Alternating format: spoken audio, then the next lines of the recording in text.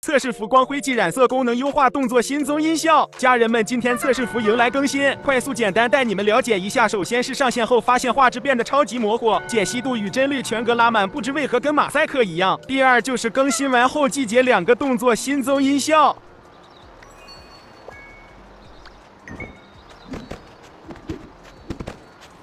第3，更新后终于把使用固定动作产生摔倒效果给改回来了，老玩家的回忆重新归来了，希望后续同步到国服，扩大玩法范围。第4，向导新增在云潮初始点右侧，并把兑换术染色剂更新色彩，同时还有光辉季其他3位先祖分布在了云潮地图各个地点。目前点开页看来全都在为安装上兑换术，不过通过先祖身穿装扮可辨别物品分类的兑换区，第5云潮地图进行调整，正中心草地区域变成圆形石盘，石像调整到正前方之前中央有个建筑物来着，这里也增加了一些木牌和摆件，木牌上的大爱心贴纸代表情人节正在进行。第6之后是这2件物品，不确定是否后来新增，一件是小型鞋子，另一件是一个橙色侧边贴图头饰。单纯展示一下，目前为止季节物品数量合计还是14件不变，现在最多有蓝贴纸发型和橙贴纸头饰，头饰会被发型遮盖。第7季节的旗帜背饰形态改动调整成这样了，对比图展示之前是摆放的效果，现在是捆绑起来的。第8更新后衣柜部分服装染色标志优化透明圆形，